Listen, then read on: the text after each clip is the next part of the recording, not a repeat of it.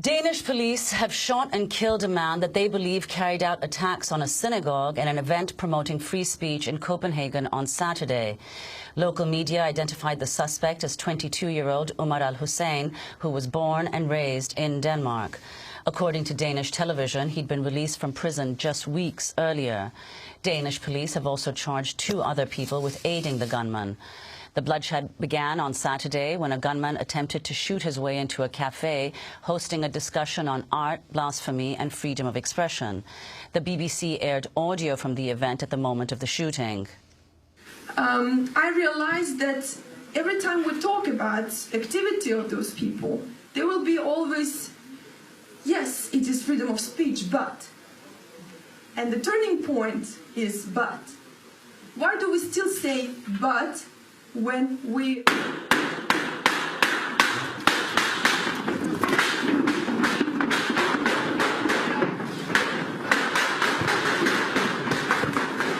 You are listening to an audio recording from Saturday's shooting in Copenhagen. That first voice you heard just before the gunfire was Ina Shevchenko, a leader of the international women's protest group Femen.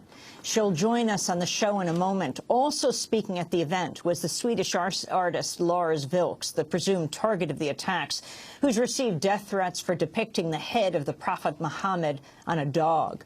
Vilks was unharmed in the attack, but a Danish film director named Finn Nørgaard was shot dead. 3 police officers were also injured. Hours later, the gunman attacked a synagogue, killing a guard outside and injuring another 2 police officers. The attacks in Copenhagen came a month after gunmen attacked the offices of the newspaper Charlie Hebdo, killing 12 people in Paris. France's ambassador to Denmark, François Zimmeret, was at the cafe when Saturday's attack took place. I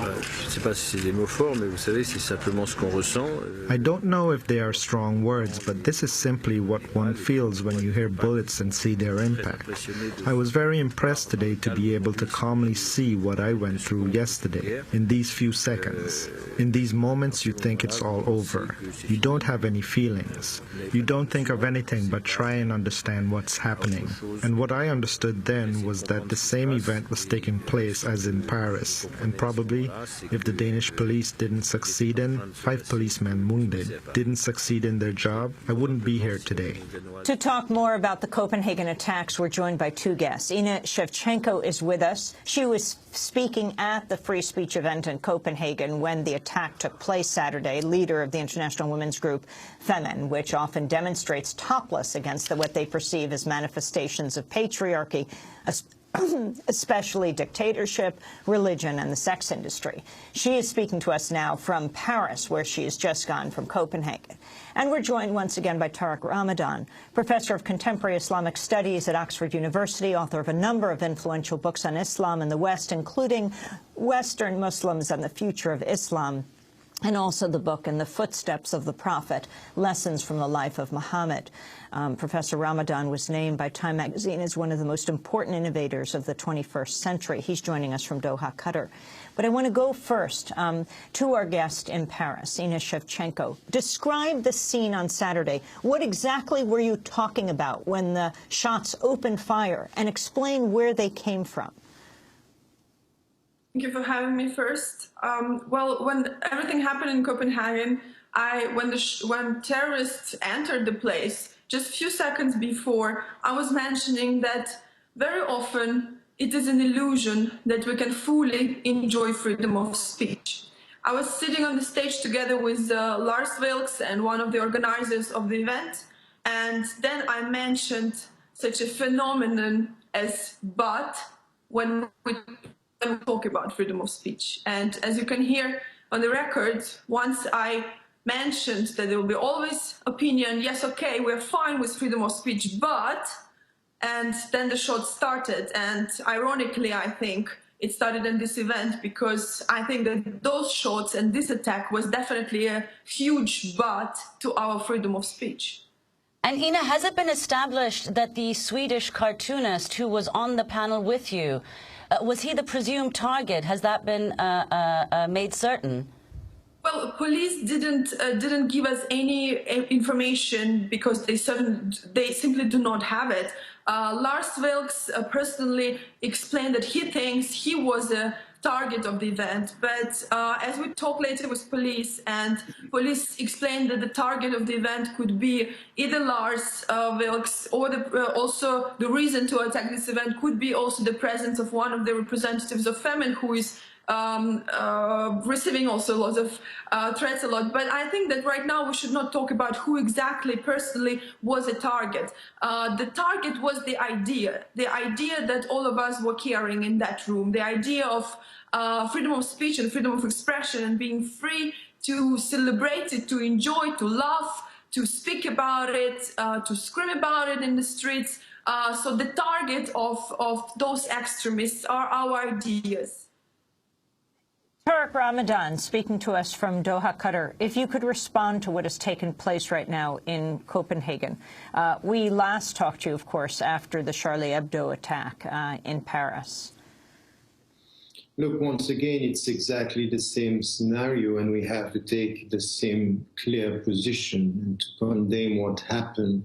And I really think that the target of this young guy was the event itself, what was there, which is the freedom of expression and things that are perceived as insulting Islam. And what we have to say as Muslims, what we have to say as Muslim scholars and involved, that this is betraying our principles, and this cannot be acceptable. So once again, it's the clear position that we have to take. And beyond this, I think that instead of putting religions on one side and people supporting freedom of expression, we need to understand and not to be misled or mistaken about our common enemies, that there are people, dogmatic minds, going towards violence and promoting violence that are against freedom of expression. And we have to be clear that these are our enemies. And for me, as a Muslim, what is happening in because you were mentioning this in your headlines, what is happening in Syria, in Libya, this is all against the principles of our religion. So the Muslims should be clear on that. While at the same time we have to have the big picture and to say, let us come together to be against the use of religions to kill.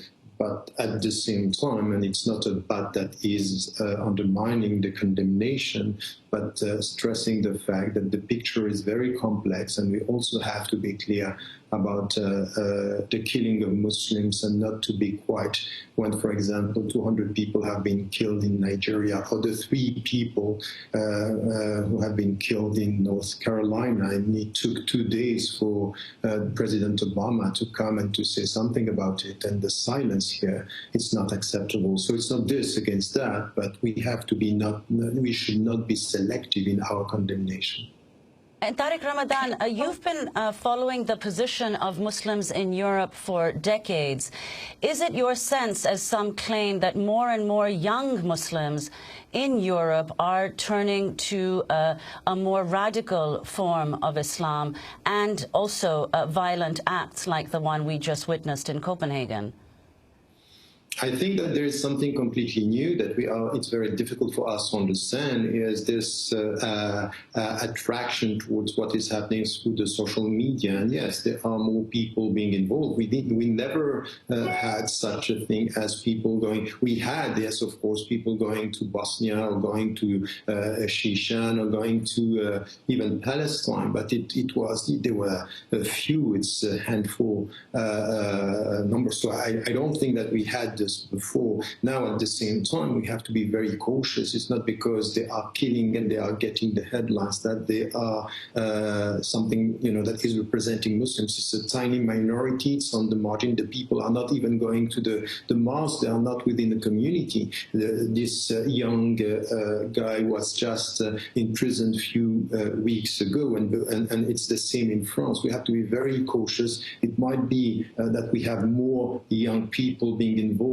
but still this is completely disconnected from the Muslim communities in the West. And then, because you are asking this question without trying to find justification, because it's not justifiable, we need to come to some of the reasons that we can find to go upstream and to try to solve the problem. So, for example, anything that has to do with a better teaching of Islam, we need institutionalizing the Muslim presence in the West and in Europe by having, a teaching, a vision that is clear on the things that could be accepted within the diversity of the Islamic teaching and the things that are unacceptable. So this kind of informal teaching that we have of Islam and this in between, it's not helping. On the other side, we also have to deal with political issues, because when in Europe we are presenting that they are at war with our values, the people are in touch with the international scene and they are seeing what is happening and sometimes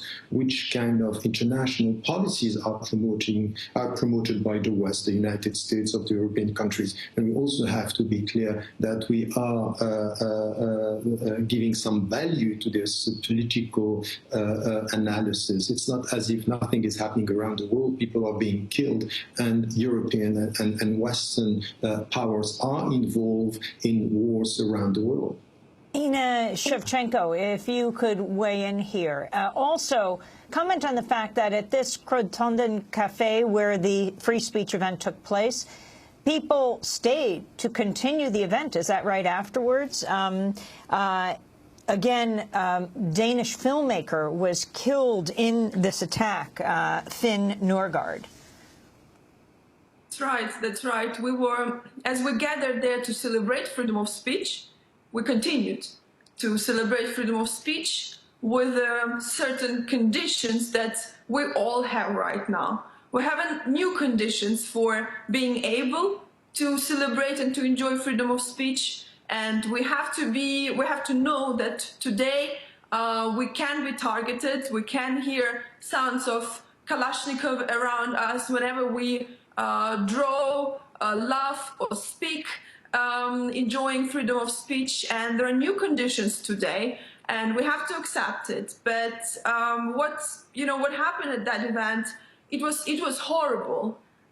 It was horrible to hear shots of Kalashnikov just behind the door of the room where you were simply talking about pluralism and about being able to explain and to express whatever ideas you care without harming physically anybody. And then we heard shots, and of course the situation was terrible, and people were running and trying to hide under the tables and in the corners. It was chaotic.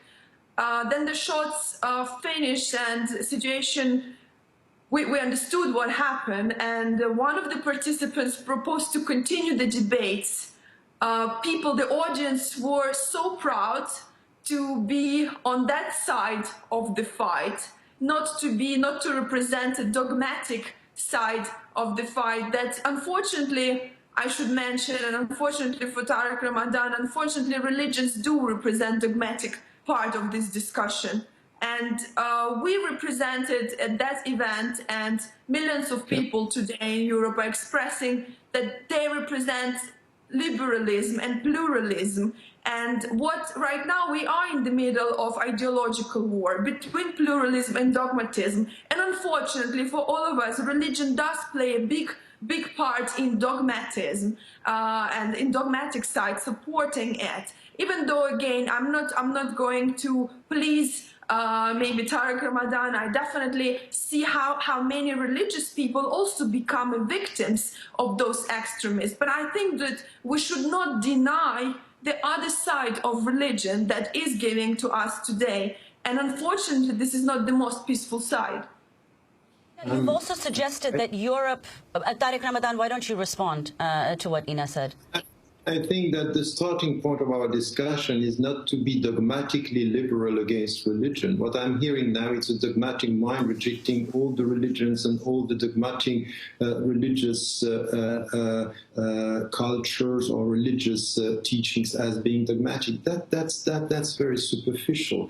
And I'm very, very cautious with some dogmatic liberal mind saying, freedom of expression is on our side. Please, I don't think that you are going to solve the problem. And this is the problem I have with your organization, Femen. You are dogmatic in the way you are rejecting all religions. You don't see that within religions and the religious traditions, you have millions, hundreds of millions of people who are open-minded and trying their best, and they are supporting freedom of expression. So don't be like this, because by promoting this mindset, you are creating the problems. You are not solving or trying to find solutions. So once again, I would say I'm on the side of freedom of speech, and then this I think we have to promote. And I said this, at the very beginning. I was myself involved in the discussion about the cartoon crisis in Denmark. At the very beginning, I was there and I met with journalists. Even the journal, the newspaper, the Young Posten, they published my book on the Prophet that you mentioned in English. They published it in Danish because they wanted to show we want to give this right picture. We're not only against. So I think that we need to find new alliances and not this binary vision. It's religions versus open-minded people. No, it's open-minded people against all type of instrumentalization, and even sometimes the real liberal values are instrumentalized in a very dogmatic way, as I said. Ina Shevchenko, could you respond to what Tariq said and also elaborate on the suggestion you've made that Europe needs to change its policies in light of what's happened? And you've spoken of ideological warfare. Could you elaborate on that? Yes. First of all, I want to respond to Tariq. And, I think that definitely what you are doing well, you're trying to turn my words right now around. And I think that what we all are saying, and what is the main idea of what we all are carrying and what we were carrying at this event, that we all should be able to express our ideas, whether you are religious or not. And to say that we are rejecting all religions is definitely to be superficial, as you say. We never reject religious people who can care liberal ideas, and there are plenty of them, including a lot of friends that I have who are religious and as well Muslim, who are supporting secular ideas and who do agree that Charlie Hebdo did have a right to draw Muhammad.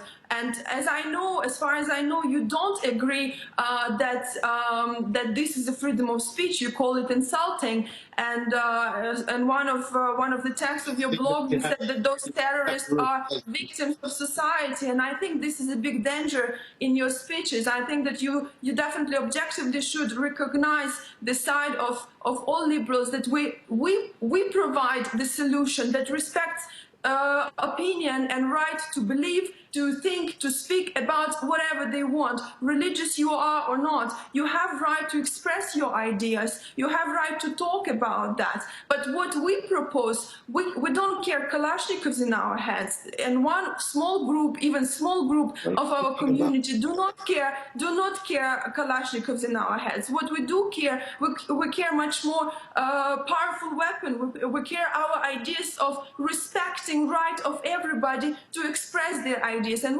we propose a real solution. We don't say the situation is too complex and we should just sit and be desperate about that. What we do say, we say that we have to educate each other, that everybody has a right to laugh at whoever, whether Mohammed, it is Jesus, or Marine Le Pen or Obama, whoever. We have right to laugh, we have right to criticize, we have right to express our opinion, and this right should be respected. And this right should not be criticized and said and named as a superficial, not at all. Professor Tariq Ramadan, your response. No, once again, this is a distortion of what I said. What I said is superficial. It's to put religions on one side and then to come to say I have nothing against religious people, but against religions.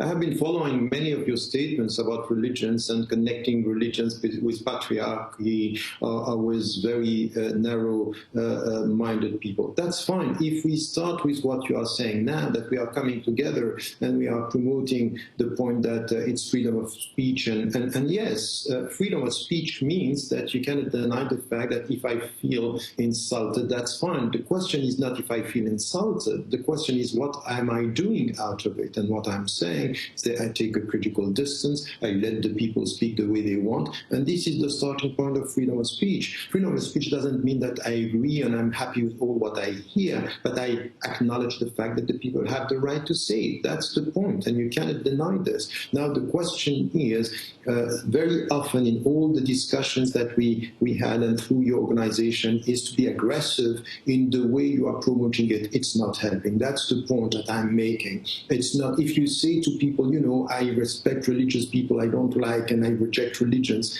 I think that once again, that's your right, you can say it, but it's putting the people into boxes in a way which is what I am saying is superficial. Now, the point that I want to make, you are celebrating freedom of speech. Yes, we have the right to love, and this should be a right. Yes, I said that. Now, I don't want a young guy, 22 years old, to put us in a situation where there is no way for us to have a bigger discussion, which this discussion is, he was wrong, he betrayed the Islamic principles. We have to say this in a clear way. Now I want the big picture and say, what are the reasons that are pushing some people to go that way? And what is our common responsibility? If you'll allow me, I want to ask about some of the reasons, some of the speculation for the reasons that people are, young Muslims in Europe are turning to violence.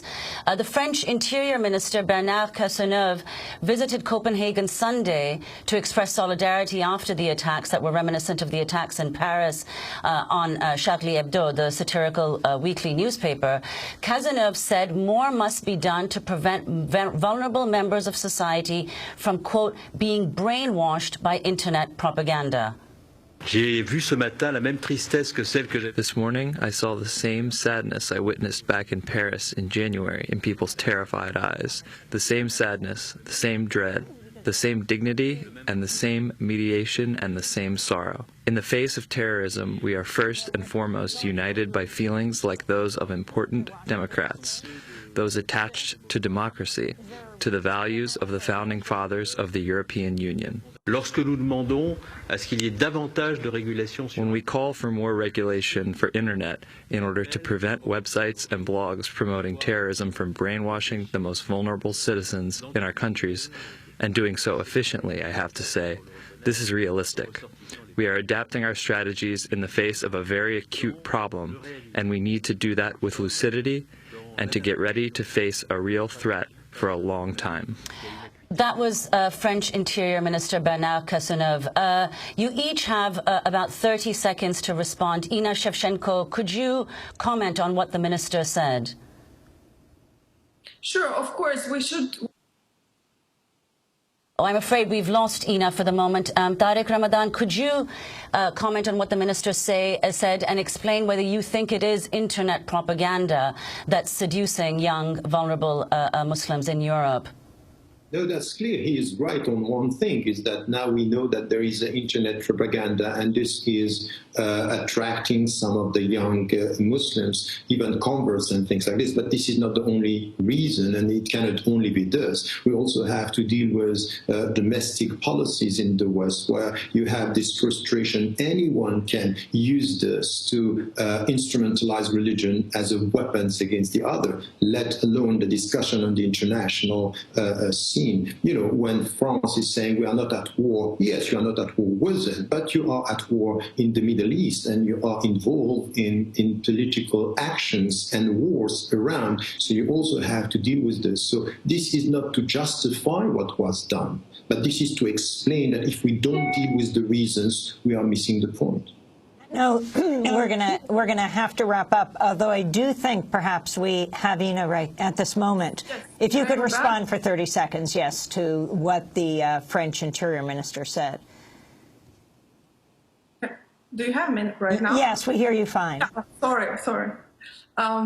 Yeah, well, you know, I think that generally to say again, let me still come back a little bit to the main point and to what Tariq said and mentioned, and then go back to Bernard Cazeneuve.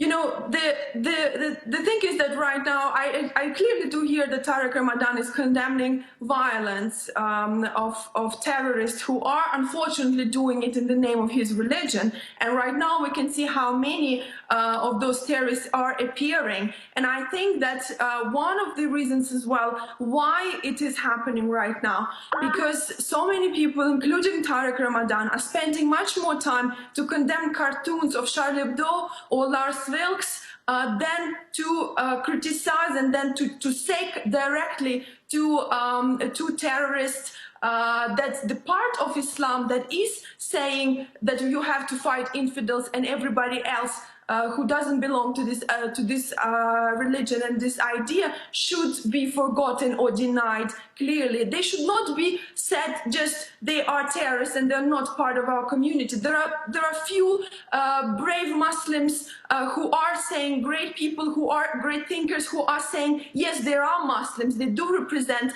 our religion, and we should clearly say that this part of religion should be modified and should be denied. The solution is just to say they are not Muslims and they don't belong to Islam. Ina Shevchenko, we're going to have to leave it there. I want to thank you for being with us. She was speaking at the free speech event in Copenhagen's Krigsstunden Cafe when the attack took place on Saturday. A leader of the international women's protest group Femin, which often demonstrates topless against what they perceive as manifestations of patriarchy.